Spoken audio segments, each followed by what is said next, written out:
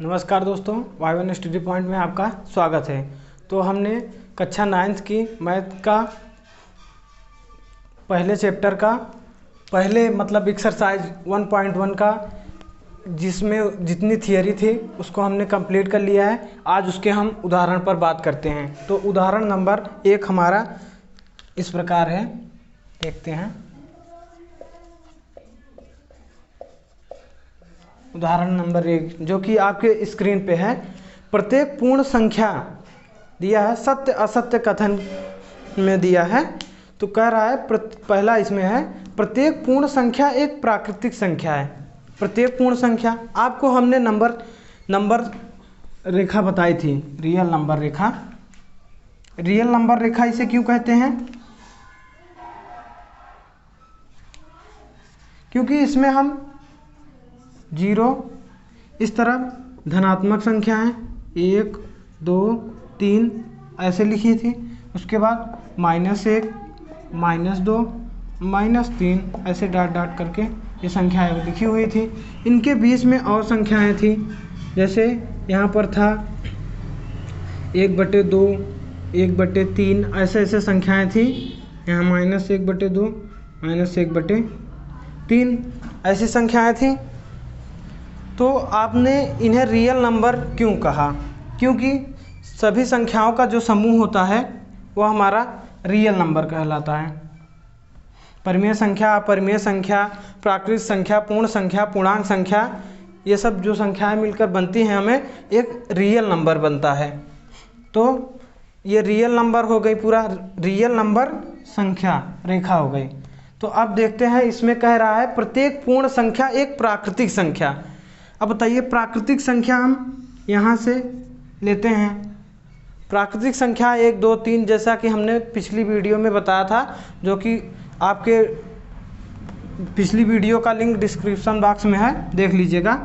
तो 1 2 3 इनके आगे जो संख्याएं होती हैं वो हमारी नेचुरल नंबर कहलाती हैं, प्राकृतिक संख्या। और उसके बाद पूर्ण संख्या में 0 भी आ जाता है। 0 से जब हम लेते हैं तो ये संख्या हमारी पूर्ण संख्या आ जाती है। तो आप बताइए, पूर्ण संख्या प्राकृतिक संख्या हो सकती है? क्योंकि पूर्ण संख्या में 0 भी शामिल हो जाता है। इसलिए यह कथन, पहला कथन जो है हमारा उदाहरण नंबर 1 एक असत्य कथन है। क्या है?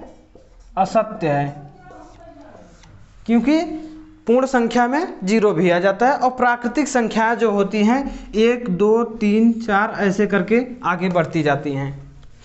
तो अब देखते हैं उदाहरण नंबर 2 आगे। इसका उदाहरण नंबर 2 मतलब इसी में दूसरा नंबर जो कि आपके स्क्रीन पे है। प्रत्येक पूर्णांक एक परिमेय संख्या होती है। अब कह रहा प्रत्येक पूर्णांक संख्याएं 1 2 3 -1 -2 पूर्णांक संख्या पूरा।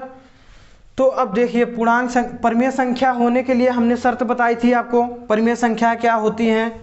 परिमेय संख्या होने के लिए हमें परिमेय संख्या में व्यक्त करने के लिए उन्हें P/Q के रूप में लिखना होता है। P/Q के रूप में लिखना होता है, यानी भिन्न के रूप में।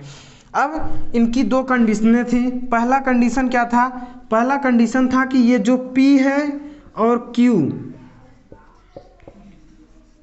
P और Q दोनों एक पूर्णांक संख्या होनी चाहिए, पूर्ण संख्याएं होनी चाहिए। P और जो Q है वो पूर्ण संख्या होनी चाहिए। दूसरा जो हमारा था, Q जो था वो 0 के बराबर नहीं होना चाहिए। 0 के बराबर नहीं होना चाहिए। क्यों? P 0 भी हो सकता है, मतलब पूर्ण संख्याएं हों बस। तो आप देखिए, जो ये पूर्णांक है, पूर्णांक संख्याएं जितनी है इंटीजर नंबर, सभी P/Q के रूप में लिख सकते हैं। जैसे आप सोच रहे होंगे -1 को हम -1/1 लिख सकते हैं, ये लिख सकते हैं। अब 1 2 3 नेचुरल नंबर किसी को भी लीजिए, आप 0 को भी 0/1 लिख सकते हैं। कंडीशन फॉलो हो रही है, क्योंकि यहाँ Q का मान 0 नहीं होना चाहिए।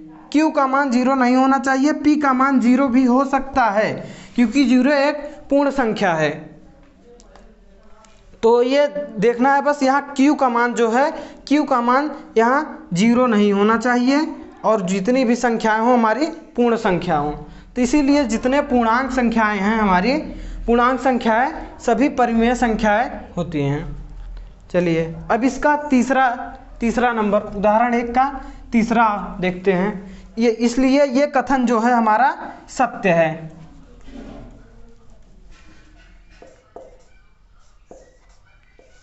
ये कथन हमारा सत्य है कि प्रत्येक पूर्ण संख्याएं एक परिमेय संख्या होती हैं। अब इसका तीसरा नंबर देखते हैं हम। तीसरा नंबर जो कि आपकी स्क्रीन पर है, प्रत्येक परिमेय संख्या एक पूर्णांक होती है। अब कह रहा प्रत्येक परिमेय संख्या एक पूर्णांक होती हैं। अब इसी का जस्ट विपरीत देखते हैं। हमारी परिमेय संख्या क्या होती है? p/q के रूप में हो, उसके बाद p और q एक पूर्णांक हों, मतलब पूर्ण संख्याएं हों। अब q का मान, दूसरी कंडीशन थी q का मान हमारा जीरो के बराबर नहीं होना चाहिए। अब कह रहा है कि प्रत्येक परिमेय संख्या, अब परिमेय संख्या जैसे p/q के रूप में हम लिख सकते हैं भिन्न के रूप में। अब हम जैसे 3/4 ले लिए, 3/5, कोई भी संख्या ले लीजिए जो पूर्ण संख्याएं हों और उन्हें p/q यानी भिन्न के रूप में लिखा जा सके। तो ये हमने एक ले लिया। अब बताइए क्या ये परिमेय संख्या है? हाँ बताइए कमेंट बॉक्स में। हाँ ये एक परिमेय संख्या है, क्योंकि यहाँ p और q दोनों एक पूर्णांक संख्याएं हैं और q का मान जो है यहाँ 0 नहीं है, 0 के बराबर नहीं है, इसका q का मान 4 है। तो अब बताइए इसे हम सॉल्व करेंगे तो ये एक पूर्ण संख्या के रूप में आएगी? पूर्ण संख्या के रूप में आएगी? नहीं, ये दशमलव रूप में आएगी। दशमलव रूप में आएगी तो क्या ये जो संख्या प्राप्त होगी हमें परिमेय संख्या को जब हम सॉल्व करेंगे तो क्या यह एक पूर्णांक के रूप में प्राप्त होगी? नहीं, यह एक दशमलव संख्या के रूप में प्राप्त होगी। इसलिए हमारा ये कथन असत्य है, क्योंकि हमें जो परिमेय संख्या को सॉल्व करेंगे हम, वह संख्या हमारी एक दशमलव के रूप में आएंगी। इसको ले जाएंगे तो यहाँ 0, फिर पॉइंट लगाएंगे, फिर 4 तिहाई 12, नहीं 4, तो हाँ हम 3 में 4 से भाग देंगे जब, तो ये 0 पहले, उसके बाद दशमलव लगाएंगे, फिर 4 से 28, 2 बचा, फिर 4 पंचे 20 हो गया। अब ये कह रहा है कि प्रत्येक परिमेय संख्या एक पूर्णांक होती है, कह रहा है। तो यह कथन असत्य है। प्रत्येक परिमेय संख्या पूर्णांक नहीं होती, कुछ संख्याएं जो होती हैं वो पूर्णांक होती हैं। जैसे अब इसे हम ले लिए, यह दशमलव रूप में आ गई, परिमेय संख्या तो है, लेकिन जब इसे हम सॉल्व करेंगे तो यह एक पूर्णांक के रूप में नहीं आएगी, बल्कि दशमलव के रूप में आएगी, दशमलव संख्या के रूप में आएगी। अब इसी का हम एक दूसरा उदाहरण देखते हैं कि वह परिमेय संख्या तो है, परिमेय संख्या के साथ साथ जब उसे हम सॉल्व करेंगे तो वह एक पूर्ण संख्या के रूप में आएगी, पूर्णांक के रूप में। अब देखते हैं, जैसे इसका दूसरा एग्जाम्पल यहाँ हम ऊपर ले लेते हैं, 10/5।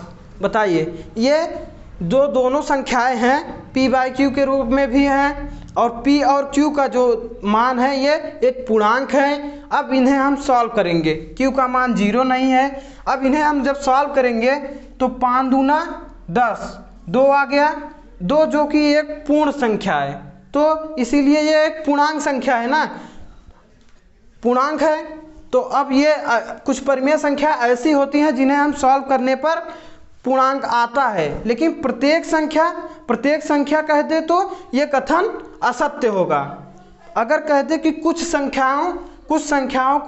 संख्याएं परिमेय संख्या हैं लेकिन पूर्णांक हैं, तब ये कथन सत्य होता। लेकिन कह रहा प्रत्येक परिमेय संख्या नहीं होती, क्योंकि देखिए हम इससे 3/4 उदाहरण लिए तो ये परिमेय संख्या है, लेकिन इसे जब सॉल्व किए तो ये एक दशमलव के रूप में संख्या आ गई, इसलिए यह कथन असत्य है, असत्य है। अब देखते हैं इस उदाहरण नंबर हम 2 आगे।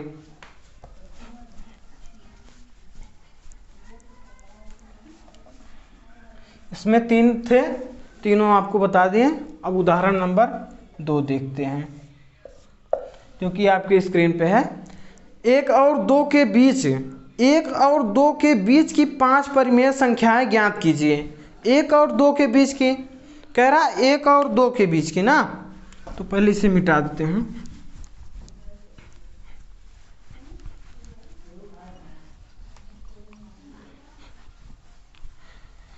एक और 2 के बीच की 5 परिमेय संख्या, 1 और 2,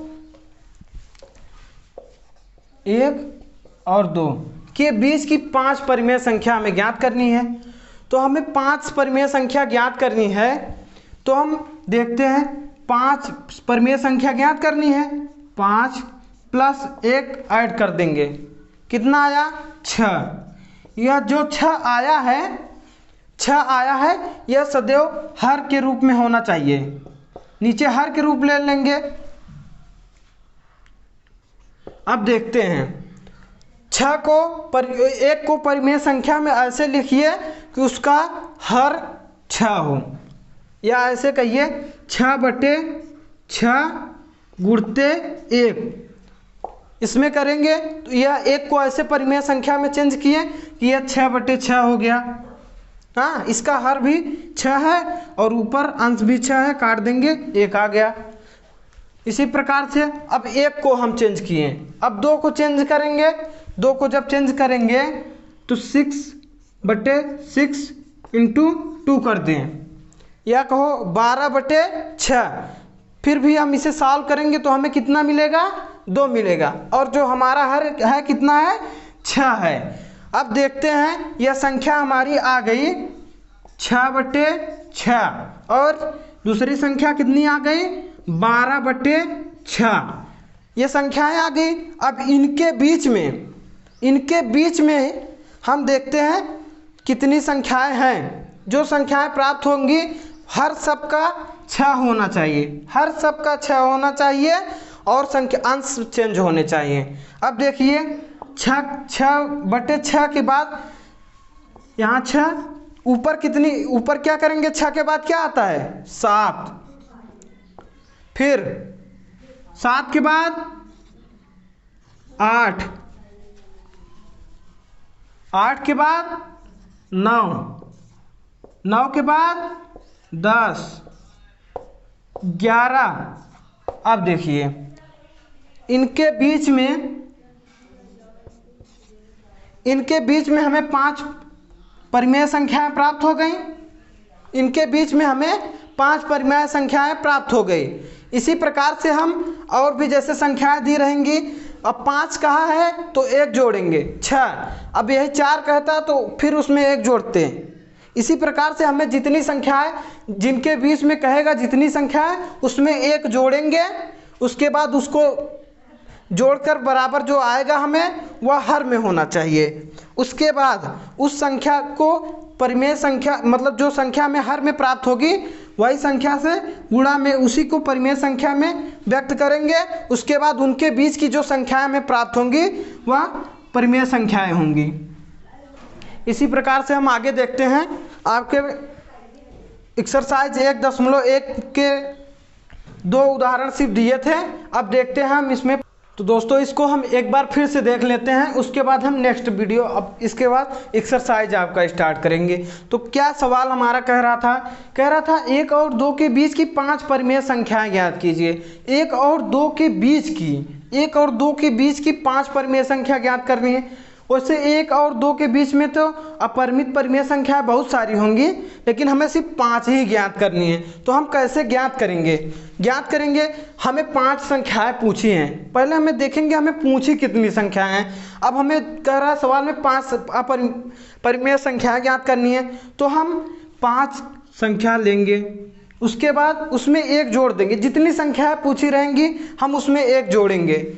जितनी भी संख्याएं पूछी रहेंगी उसमें 1 जोड़ देंगे। 1 जोड़ दिए, हमें प्राप्त हुआ 6, 5 पूछा था, 1 जोड़ेंगे 6 प्राप्त हो गया। अब ये जो 6 प्राप्त हुआ है, 6 या हर के रूप में हो, सदैव हर के रूप में हो। अब संख्या 1 है, 1 और 2 के बीच में पूछी है। 1 जो है इसे अब हम परिमेय संख्या के रूप में कहिए, ऐसे व्यक्त करिए कि यह इसका हर 6 हो, या फिर हम 6 हर में 6 होगा, ऊपर भी 6 लेंगे और गुणा काटेंगे 1 आएगा। यह एक ऐसी परिमेय संख्या है कि इसे हम 1 को परिमेय संख्या हम जब चेंज करेंगे, ऐसी परिमेय संख्या जिसे 1 आ जाए और हर 6 हो, तो यही संख्या होगी और 1 से गुणा कर देंगे। जैसे मान लो या तो ऐसे करें, 1 गुणते 6/6।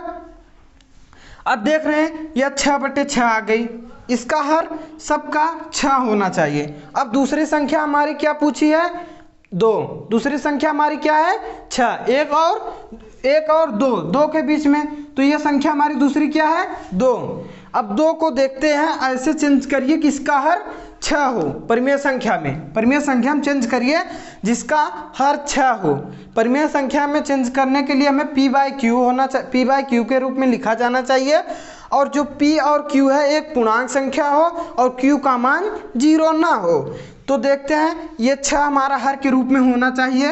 अब 6 है बटे 6, ऊपर भी अंश में 6 हो, गुणते 2 कर देंगे। अब मतलब परिमेय संख्या यानी भिन्न का गुणा जानते हैं, अंश का अंश में गुणा, हर का हर में गुणा। हर में यहाँ चाहे 1 कर सकते हैं, 2 का गुणा करेंगे 6 में, 6 दूना 12/6 आएगा, इसका 12/6 आ गया। अब देखते हैं 6/6 और 12/6 के बीच में, 12/6 के बीच में हमें 5 परिमेय संख्याएं प्राप्त होंगी। अब 6/6 है, हमारा हर 6 ही रहेगा, हर प्रत्येक संख्या में 6 ही रहेगा। अब देखते हैं अंश को हमें चेंज करना है। 6 के बाद क्या आती है, कौन सी संख्या आती है? 7 आती है। 7/6 कामा 7 के बाद 8/6, फिर कामा 9 आ गया, 9/6, कामा 10 आ गया, 10/6, कामा 11/6। ऐसे हमें 5 संख्याएं मिली, ऐसी 5 संख्याएं मिली जो एक परिमेय संख्या के रूप में हैं, और 1 और 2 के बीच में बहुत सारी अपरिमित परिमेय संख्याएं होंगी, लेकिन हमें ज्ञात कितना करना था? 5 ही ज्ञात करना था। अब जैसे आपको कह दे 6 संख्याएं ज्ञात करिए, 1 और 2 के बीच में 6 संख्याएं ज्ञात कीजिए जो परिमेय संख्या हो। अब देखते हैं 5, यहाँ लिखे 5 संख्या पूछी थी, अब यहाँ हम 6 लिखेंगे, 6 में 1 जोड़ेंगे, ऐसे करके हम परिमेय संख्या 1 को ऐसे परिमेय संख्या हम चेंज करेंगे जो 7, जिसका हर 7 हो। इसी प्रकार से करेंगे। चलिए आपके एक्सरसाइज में ऐसे सवाल दिए हुए हैं, तो आप एक्सरसाइज चलिए करिए, और आपको अच्छे से समझ में आया हो तो कमेंट जरूर करिए। देखिए चलिए एक्सरसाइज का पहला सवाल अब देखते हैं। एक्सरसाइज स्टार्ट करते हैं। एक्सरसाइज 1.1।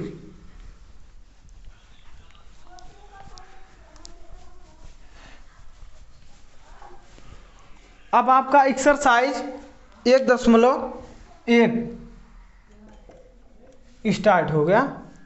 तो देखते हैं इसमें हमारा पहला क्वेश्चन जो दिया है कि क्या 0 एक परिमेय संख्या है। आपकी स्क्रीन पे है, क्या 0 एक परिमेय संख्या है? क्या इसे आप p/q के रूप में लिख सकते हैं? क्या आप इसे p/q के रूप में लिख सकते हैं, जहां p और q एक पूर्णांक है, q 0 नहीं होना चाहिए। तो आपका पहला सवाल को बार बार पढ़िए, बार बार पढ़ेंगे तो आपको समझ आएगा। क्या 0 एक परिमेय संख्या है? क्या 0 एक परिमेय संख्या है? ये हमारा पहला सवाल हुआ। अब कंडीशन हमें क्या दे रहे, क्या इसे आप p/q के रूप में, अगर भाई परिमेय संख्या है तो आपको उसकी कंडीशन होती है कि आप उसे p/q के रूप में लिख सकें।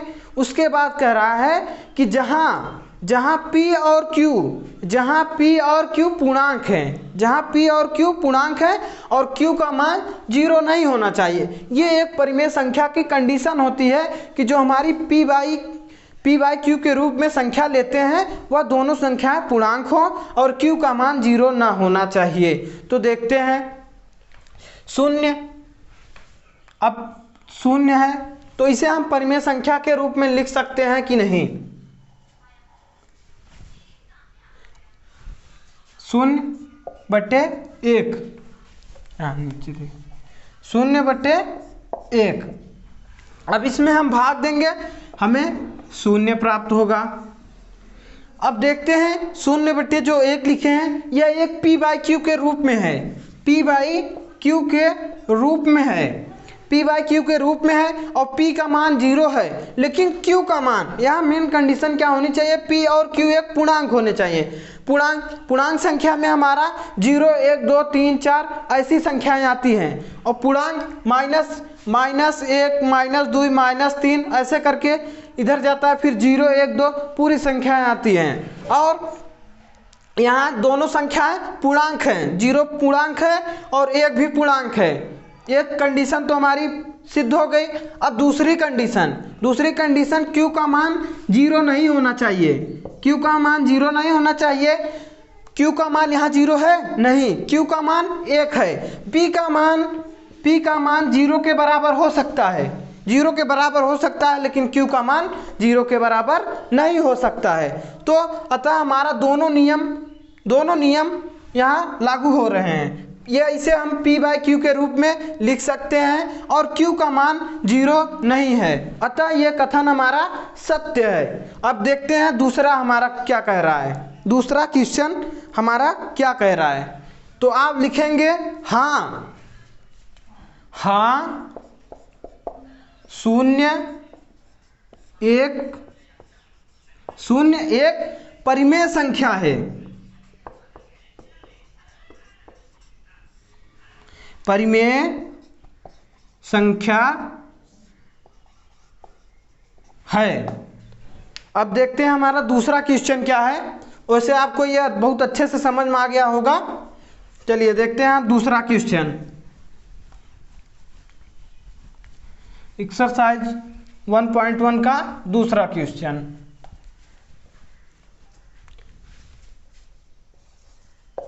क्वेश्चन 2 जो कि आपकी स्क्रीन पे है इस प्रकार, 3 और 4 के बीच में 6 परिमेय संख्याएं ज्ञात कीजिए। 3 और 4 के बीच में परिमेय संख्या ज्ञात कीजिए। इसके पहले हमने आपको उदाहरण में 1 और 2 के बीच में 5 परिमेय संख्या निकालना बताया था, तो आपको वहां समझ में आ गया होगा। आइए देखते हैं इसे कैसे सॉल्व करेंगे। आप सॉल्व करने का प्रयास कीजिए और हम तो करेंगे ही। देखते हैं 3 और 4 के बीच में 6 परिमेय संख्या। अब बताए थे वहाँ 5 परिमेय संख्या ज्ञात करनी थी, तो 5 में 1 जोड़े थे। यहाँ हमें 6 परिमेय संख्या ज्ञात करनी है, तो 6 + 1 ऐड करेंगे। इसमें हमें जितनी परिमेय संख्या ज्ञात करनी होती है उसमें हम 1 ऐड कर देते हैं। 1 ऐड किए, हमें प्राप्त हुआ 7 प्राप्त हुआ। अब 7 जो होगा यह एक हर के रूप में प्राप्त होना चाहिए, हर के रूप में होना चाहिए। अब 3 को हम ऐसी परिमेय संख्या के रूप में चेंज करेंगे जिसका हर 7 होना चाहिए। अब देखते हैं 3 को ऐसी परिमेय संख्या में हम चेंज करेंगे जिसका हर 7 होना चाहिए। अब देखते हैं 3 को हम 7 जिसका हर होगा, तो 7 का पहाड़ा पढ़ेंगे, 7 ×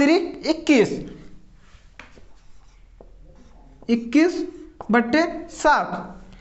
चाहे ऐसे हम देख सकते हैं, इसे 7/7 गुणते 3 कर देंगे, तब 7 × 21/7 आ जाएगा, तब भी हमारा आएगा। लेकिन हम 3 को भी ऐसी परिमेय संख्या में चेंज करें जिसका हर 7 हो, तब भी हमारा वही आएगा 21/7। तो आप देख लेते हैं, दोनों देख लीजिए आप। 3 को परिमेय संख्या में चेंज करेंगे तब भी हमारा 21/7 आएगा, चाहे गुणा कर दें 7/7 का, तब भी हमारा कितना आएगा 21। अब देखिए 7 से काट देंगे, 7 कट गया, 1 बचा, 3 निकलना 3 आ गया, वही संख्या आ गई। तो हम देखते हैं इसी प्रकार से पहली संख्या 3 को अब हम चेंज करेंगे, 3 गुणते 7/7। अब 7 तिरिक 21, 21/7 पहली संख्या मतलब आ गई। अब इसी प्रकार से हम 4 को चेंज करेंगे, जब 4 को चेंज करेंगे तो 4 गुणते 7/7 किए। अब 7 चौक 28, 7 चौक 28/7। अब देखिए इन दोनों में 7 जो है हर के रूप में है, 7 हर के रूप में है।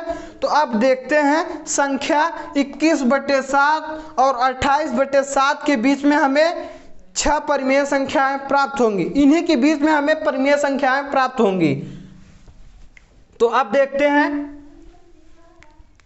21/7 और 28/7 के बीच में ही हमें परिमेय संख्या प्राप्त होगी। तो अब देखते हैं 21/7 जो कि हम पहले भी सवाल में बता चुके हैं, जो हमारा हर होगा वह उसमें कितना था, 6 था, इसमें 7 होगा, क्योंकि यहाँ हमें 6 संख्या ज्ञात करनी थी, उसमें एक ऐड करेंगे, जो आएगा वही हमारा हर के रूप में होना चाहिए। अब देखते हैं 21/7 आया, 3 का और 4 का 28/7। अब देखते हैं इन्हीं के बीच में तो हमें परिमेय संख्याएं ज्ञात करनी है, 3 और 4 के बीच में। तो अब देखते हैं 21/7, अब 21 के बाद 22/7, 22 के बाद 23/7, 23 के बाद 24/7, 24 के बाद 25/7, इसी प्रकार से आगे 26/7, 27/7। अब देखिए 21/7 और 28/7 के बीच में हमें परिमेय संख्या के रूप में 6 संख्याएं प्राप्त हो गई, 6 संख्याएं प्राप्त हो गई जो कि परिमेय संख्या के रूप में हैं। इसी प्रकार से आप आगे के सवाल जो हैं प्रश्नावली में कर सकते हैं, करने का प्रयास कीजिए, नहीं तो हम बताएंगे।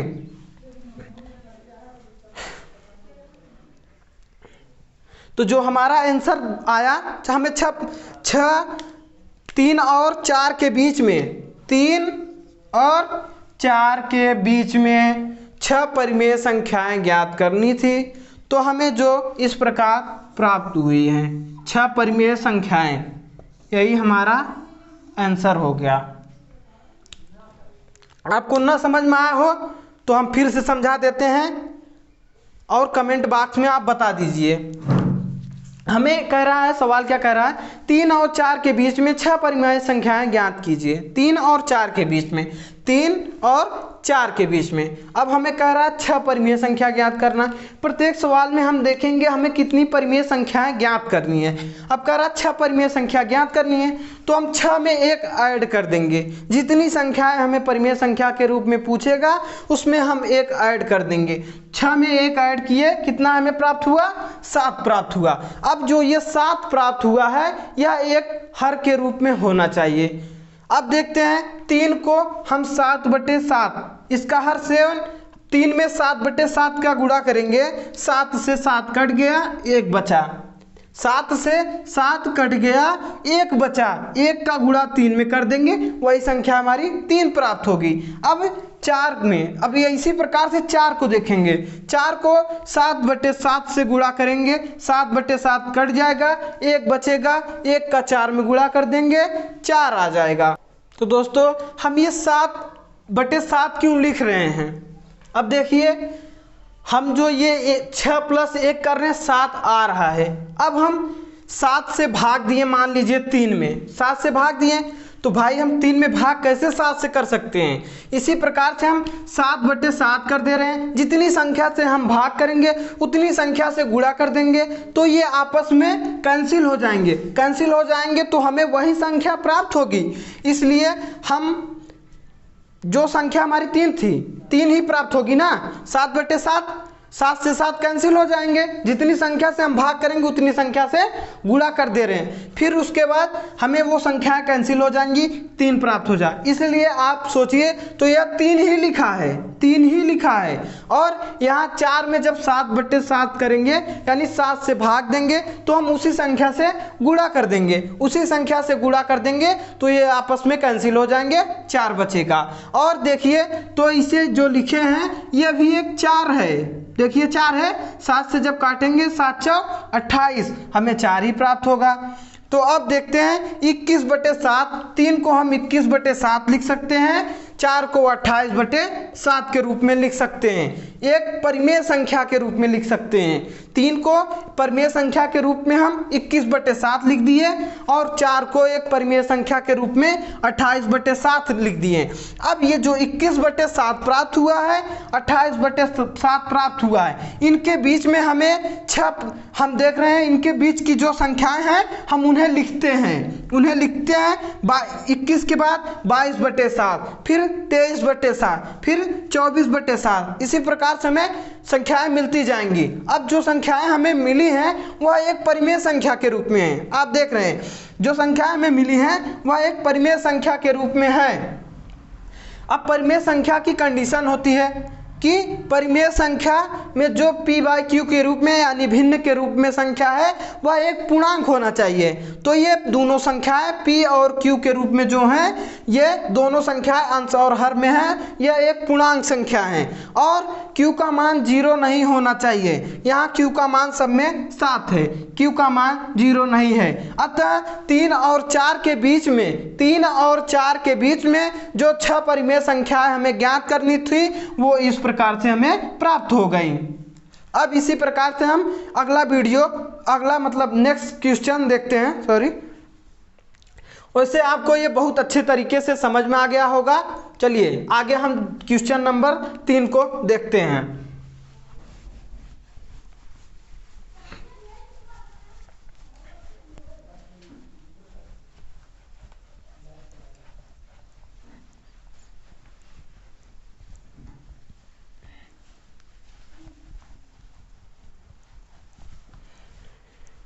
चलिए अब क्वेश्चन नंबर हम 3 को देखते हैं। क्वेश्चन नंबर 3 को देखते हैं जो कि आपके स्क्रीन पे इस प्रकार है, 3/5 और 4/5। अब कह रहा है 3/5, 3/5 और 4/5 के बीच की 5 परिमेय संख्या ज्ञात कीजिए। 3/5 और 4/5 के बीच की 5 परिमेय संख्या ज्ञात कीजिए। अब हमें कितनी परिमेय संख्या ज्ञात करने के लिए कह रहा है, पहले ये ध्यान देंगे, 5 परिमेय संख्या ज्ञात करने के लिए कह रहा है। अब हम यहाँ देखेंगे 5 परिमेय संख्या ज्ञात करने के लिए कह रहा है, 5 लिख लेंगे। उसके बाद कह रहा है 5 परिमेय संख्या, तो हमारा नियम में मालूम है 5 में कितना ऐड करेंगे, 1 ऐड कर दिए। अब हमें प्राप्त हुआ कितना, 6 प्राप्त हुआ। अब ये जो 6 है या किनके बीच में हमें कह रहा है 5 परिमेय संख्या ज्ञात करने के लिए, 3/5 और 4/5, इन दोनों के बीच में कह रहा है 5 परिमेय संख्या ज्ञात कीजिए।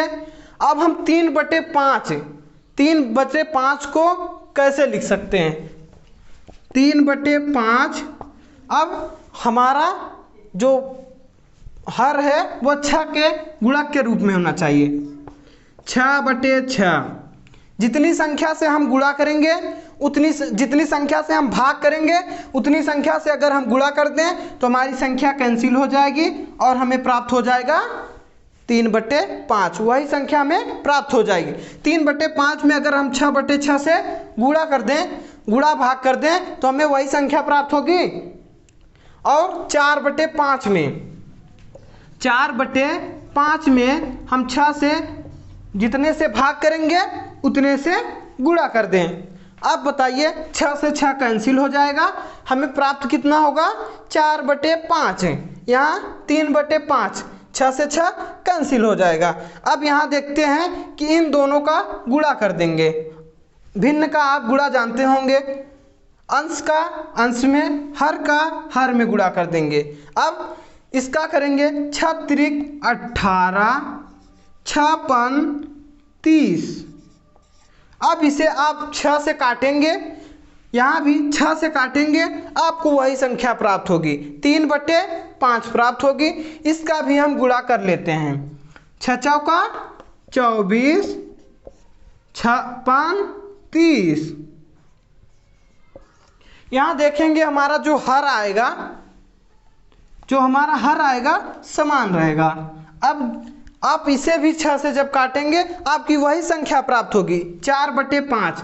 अब देखते हैं 18/30, 24/30 के बीच में हमें कितनी परिमेय संख्याएं मिलती हैं। अब इसे 18 के बाद हर समान रहने दीजिए, अंश को आगे बढ़ाइए। 30/18 में 1 जोड़ेंगे, 18 के बाद कितनी, 18 के बाद वाली कौन सी संख्या आती है? 19, 20/30। फिर 19 के बाद 20 आता है। इसी प्रकार से हम बढ़ते जाएंगे, 21/30। कहाँ तक बढ़ेंगे? 24 तक। फिर 22/30, उसके बाद 23/30। अब हम देख रहे हैं 18/30 और 24/30 के बीच में हमें 5 संख्याएं प्राप्त हुई। 5 संख्याएं प्राप्त हुई जो कि परिमेय संख्या के रूप में हैं, अब हम 18/30 यानी 3/5, 24/30 मतलब 4/5, अतः हमें 3/5 और 4/5 के बीच में जो परिमेय संख्याएं प्राप्त हुई हैं, वो ये संख्याएं हैं। हमें 5 परिमेय संख्या ज्ञात करना था जो इस प्रकार हैं: 19/30, 20/30, 21/30, 22/30, 23/30। और ये जो संख्याएं हमें प्राप्त हुई हैं ये परिमेय संख्या की कंडीशन को फॉलो करती हैं। अब देखिए आपका यहाँ से चौथा क्वेश्चन स्टार्ट करने जा रहे हैं। अब आपका ये क्वेश्चन समाप्त हो गया। इस टाइप के आपकी प्रश्नावली में सिर्फ 2 ही सवाल थे। चलिए आपको इस टाइप पे एक सवाल बताएं उदाहरण के तौर पर, 2 सवाल आपको हमने एक्सरसाइज से बताएं। इस टाइप का अगर सवाल आप देखेंगे तो आप कर सकते हैं। चलिए आपको अगर अच्छा लगा हो, ये सवाल समझ में आया हो तो आप कमेंट करिए। चलिए अब आपको चौथा सवाल देखिए, एक्सरसाइज 1.1 का चौथा सवाल। चौथा सवाल क्या है? ये चौथा सवाल जो है आपके स्क्रीन पे इस प्रकार है। यह जो दिया है सवाल चौथा, इसमें सत्य और असत्य कथन आपको बताने हैं। जैसा कि आपने उदाहरण में सवाल देखा था कि सत्य और असत्य कथन टाइप के सवाल बताए थे, उसी प्रकार से ये सवाल है चौथा, क्वेश्चन नंबर 4, सत्य और असत्य का।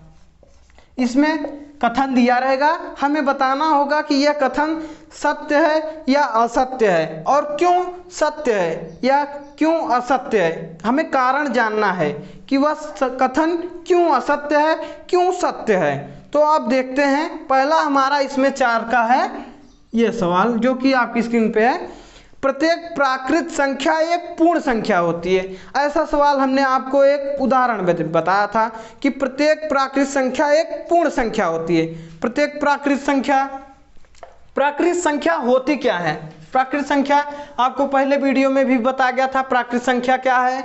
सारी संख्याएं बताई गई थी, परिमेय संख्या, अभाज्य संख्या, पूर्णांक संख्या, पूर्ण संख्या, सारी संख्याएं बताई गई थी। तो आपको प्राकृत संख्या मालूम होगा, नेचुरल नंबर 1, 2, 3, इनसे ऐसे डैश करके संख्याएं हमें प्राप्त होती हैं जो प्राकृत संख्याएं होती है। और पूर्ण संख्याएं हमने आपको बताया था। पूर्ण संख्या जो होती है, पूर्ण संख्या 0, पूर्ण संख्या इसे क्यों कहा गया? नेचुरल नंबर था 1, 2, 3, उसके बाद 9, उसके बाद जब 0 की खोज हुई तो हमें 0 की कमी थी। कमी को पूरा करने के लिए हमारे वैज्ञानिकों ने काफ़ी प्रयास किया। उसके बाद हमारे आर्यभट्ट सर ने 0 की खोज की। 0 की जब खोज की तो हमारी संख्या जो हुई वह एक पूर्ण संख्या के रूप में प्राप्त हुई। पूर्ण संख्या हो गई तो इसे हम पूर्ण संख्या कहने लगे। नहीं तो ये प्राकृत संख्याएं थी, प्राकृत संख्याएं हमें प्रकृति से मिली थी, तो हमारी ये एक अपूर्ण संख्या के रूप में थी, अपूर्ण संख्या के रूप में थी। किसी भी संख्या को हम 9 तक ही सिर्फ लिख सकते थे। उसके बाद हमारे आर्यभट्ट सर ने, मतलब काफ़ी वैज्ञानिकों ने प्रयास किया, लेकिन सफलता हमारे आर्यभट्ट सर को ही मिली। उन्होंने 0 की खोज की। उसके बाद हमारी संख्याएं पूर्ण रूप से हम लिख सकते हैं। 9 के बाद 10 लिखेंगे तो 10 को लिखने के लिए हमें 0 की आवश्यकता होती है। किसी भी संख्या को लिखने के लिए हमें 0 की जिसमें आवश्यकता होती है वो संख्याएं पूर्ण नहीं हो पा रही थी, तो इसीलिए 0 की खोज होने के बाद संख्या पूर्ण हो गई, तो इसलिए हम इसे पूर्ण संख्या कह दिए, होल नंबर, पूर्ण संख्या। तो अब पूर्ण संख्या में प्राकृत संख्या है, लेकिन प्राकृतिक संख्याएं में पूर्ण संख्या 0 नहीं आता, प्राकृतिक संख्या में 0 नहीं आता। इसीलिए प्रत्येक प्राकृतिक संख्या एक पूर्ण संख्या है, यह गलत कथन होगा। यानी हमारा जो कथन होगा यह एक असत्य कथन होगा, असत्य कथन होगा, क्योंकि जो पूर्ण संख्याएं हैं वह प्रत्येक पूर्ण संख्या जो है वह प्राकृतिक संख्या हो सकती है, पूर्ण संख्या प्राकृतिक संख्या हो सकती है। लेकिन अगर कह दे कि प्रत्येक प्राकृतिक संख्या एक पूर्ण संख्या है तो नहीं होगा, क्योंकि उसमें प्रत्येक प्राकृतिक संख्या में हमें 0 नहीं मिलता और पूर्ण संख्या में हमें प्रत्येक प्राकृतिक संख्याएं मिल जाती हैं। इसी प्रकार से यह कथन हमारा असत्य है, यही कारण हमें बताना है। तो अब देखते हैं हम क्वेश्चन नंबर इसी का 4 का दूसरा हमारा क्वेश्चन क्या है। प्रत्येक पूर्णांक, जो हमारी प्रत्येक पूर्णांक संख्या है एक पूर्ण संख्या होती है। प्रत्येक पूर्णांक संख्या, हमने आपको जब रियल नंबर रेखा बताई थी, उसमें पूर्णांक संख्या, पूर्ण संख्या, सभी संख्याओं को बताया हुआ था अच्छे तरीके से। तो अब हम देखते हैं हमारी पूर्णांक संख्या क्या होती है। पूर्णांक संख्या और पूर्ण संख्या, इनमें अंतर देखेंगे तब कथन पर विचार करेंगे। आइए देखते हैं हमारी पूर्णांक संख्या क्या होती है। सबसे पहले हम पूर्णांक संख्या के बारे में जानते हैं। पूर्णांक संख्या,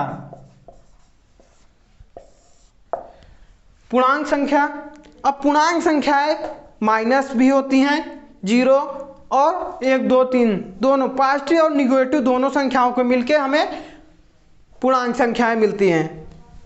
उस दिन हम आपको पहले वीडियो में आपको पूर्णांक संख्या के बारे में बताया हुआ था, पूर्णांक संख्या, पूर्ण संख्या। तो आज उसी को हम देखते हैं फिर से पुनः। यहाँ 0, यहाँ से हम आगे पॉजिटिव की इधर दाहिने, आप 0 से राइट साइड बढ़ेंगे तो आपको पॉजिटिव वैल्यू मिलेगी, लेफ्ट साइड बढ़ेंगे आपको निगेटिव वैल्यू मिलेगी। इस साइड पॉजिटिव वैल्यू 1, इस 2, आगे ऐसे बढ़ते जाएंगे आपको संख्या मिलती जाएंगी, आप बढ़ते जाएंगे मिलती जाएगी, यानी अनंत तक संख्या मिलती जाएंगी। उसके बाद यहाँ से -1, ये पॉजिटिव वैल्यू हमें मिलती जाएगी इस तरफ हमें निगेटिव वैल्यू मिलती जाएगी अनंत तक। इसी प्रकार से हम चलते जाएंगे, हमें संख्याएं मिलती जाएंगी। अब देखते हैं इनके बीच में भी कुछ संख्याएं थे, उसको आपको पहले वीडियो में हमने बताया था 1/2 ऐसी परिमेय संख्याएं प्राप्त होती हैं, अदर सारी संख्याएं होती हैं इसे।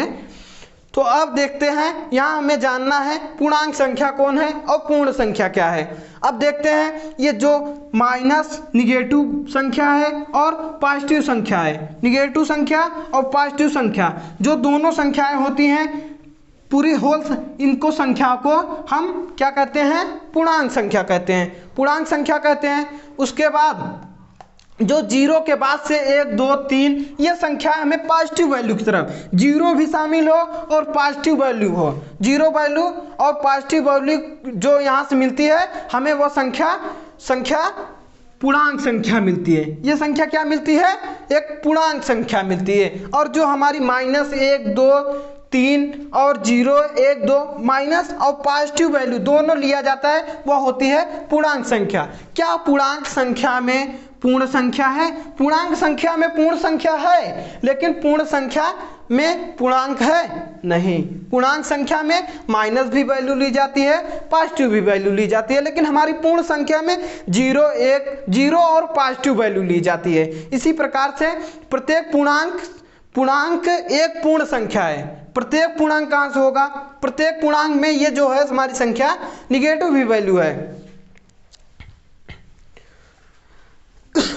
तो दोस्तों आप पूर्ण संख्या और पूर्णांक के बारे में आपको स्पष्ट रूप से पता चल गया होगा। हमारी पूर्ण संख्या क्या होती है और पूर्णांक क्या होता है। पूर्णांक में हमें माइनस वैल्यू को भी लेते हैं, लेकिन हमें पूर्ण संख्या में 0 से 1 2 3 ऐसी संख्याएं लेते चले जाते हैं, पॉजिटिव वैल्यू और शून्य संख्या।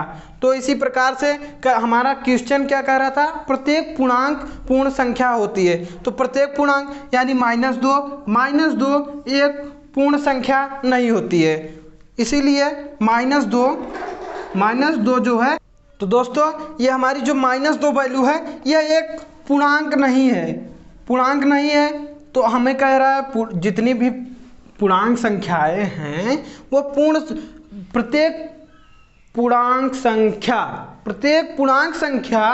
पूर्ण संख्या है।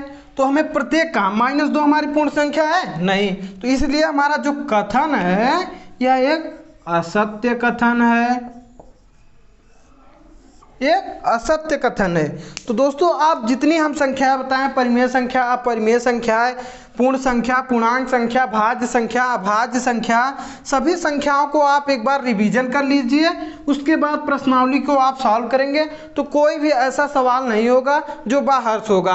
आप पूर्ण संख्या, पूर्णांक संख्या, परिमेय संख्या, अपरिमेय संख्या, हर संख्याओं में अंतर आप डिफरेंट देख सकते हैं। प्राकृतिक संख्या क्या होती है, सब हर संख्याओं में आप अंतर देख सकते हैं, कुछ ना कुछ अंतर होगा। तो इसीलिए अब आपका तीसरा देखते हैं, तीसरा हमारा इसी का चौथे नंबर का तीसरा क्या होता है।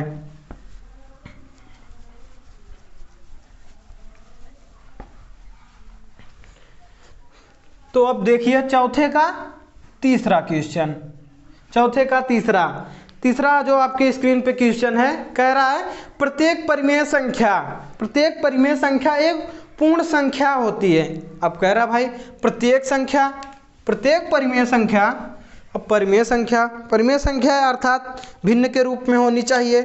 तो हमारी जो संख्या है परिमेय संख्या, कह रहा है प्रत्येक परिमेय संख्या के लिए कंडीशन होती है P और Q का जो मान होना चाहिए वह एक पूर्ण संख्या अर्थात पूर्णांक होना चाहिए, जो कि दशमलव नहीं होना चाहिए, पूर्णांक संख्या होनी चाहिए। पूर्णांक संख्याएं क्या होती हैं आपको पिछले सवाल में बताया गया, -1 -2 -3 0 1 2 3, पॉजिटिव, नेगेटिव और 0 तीनों जो ये संख्याएं हैं, इन्हीं संख्याओं को हम पूर्णांक संख्या कहते हैं, ली जाती हैं पूर्णांक। और Q का मान 0 नहीं होना चाहिए, P का मान 0 हो जाए चलेगा, P का मान 0 हो जाए ठीक है, लेकिन Q का मान 0 के बराबर नहीं होना चाहिए। तो जो हमारी परिमेय संख्या है इसे हम Q का मान हमारा 0 नहीं होना चाहिए। तो अब देखते हैं, कह रहा है हमारा क्वेश्चन क्या कह रहा है, प्रत्येक परिमेय संख्या एक पूर्ण संख्या होती है। अब बताइए क्या पूर्ण संख्या परिमेय संख्या हो सकती है? पूर्ण संख्या 1 2 3 जितनी भी संख्या 0 सब क्या है, 3 4 ऐसे ऐसे डैश डैश करके अनंत तक के सभी संख्याएं एक पूर्ण संख्या तो हैं, लेकिन परिमेय संख्या है। कह रहा अगर कह दे कि प्रत्येक पूर्ण संख्या परिमेय संख्या होती है तो हमारा कथन ठीक है। अब 0 को 1 से भाग कर दिए, इसको 1 से, इसको 1 से, सबको 1 से भाग कर दें, कोई दिक्कत नहीं, वही संख्या होगी। तो अगर कहते हैं कि प्रत्येक पूर्ण संख्या परिमेय संख्या होती है तब तो ठीक है, यहाँ तक कहते ठीक है। लेकिन अगर कहते प्रत्येक परिमेय संख्या, अब परिमेय संख्या में हम कुछ भी ले सकते हैं, हमारा भिन्न के रूप में होना चाहिए। अब हमें जैसे 5/4 ले लिया, 5/4 ले लिया, ये भी तो एक परिमेय संख्या है। P और Q का मान 0, P और Q का मान एक पूर्ण संख्या है, पूर्णांक संख्या है भाई, प्लस है, +5 है, +4 है, ये पूर्णांक संख्या है। अब चाहे यहाँ -5/4 ले लें तब भी हमारी वही संख्या है, एक पूर्णांक संख्या है। और उसके बाद अब इसका जो हम मान सॉल्व करेंगे, इसका हम जब 5 में 4 का भाग देंगे, 4 का भाग ले गए, 4 का नाम 4, अब बचा कितना 1, फिर दशमलव लगाएंगे, दशमलव लगाएंगे, यहाँ 0 है, 4 दूना 8, फिर 2 बचेगा, फिर 0 यहाँ आ जाएगा, 4 पंचे 20, 4 पंचे 20 कट गया। अब जो ये हमारा 5 में 4 से भाग दे रहे हैं, ये जो हमारा भागफल आ रहा है 1.25, ये एक पूर्ण संख्या है? बताइए, ये एक पूर्ण संख्या है? नहीं, यह एक दशमलव संख्या है, 1.25। अब इसे हम पूर्ण संख्या पढ़ सकते हैं? नहीं। तो इसलिए प्रत्येक परिमेय संख्या पूर्ण संख्या नहीं हो सकती है, लेकिन प्रत्येक पूर्ण संख्या परिमेय संख्या हो सकती है। आप इनमें डिफरेंट जानिए क्या होता है। पूर्ण संख्या 0, 1, 2, 3 इनसे लेकर अनंत तक संख्याएं होती हैं पॉजिटिव वैल्यू, 0 से पॉजिटिव वैल्यू। अब पूर्ण संख्याएं 0 से 1, 2, 3।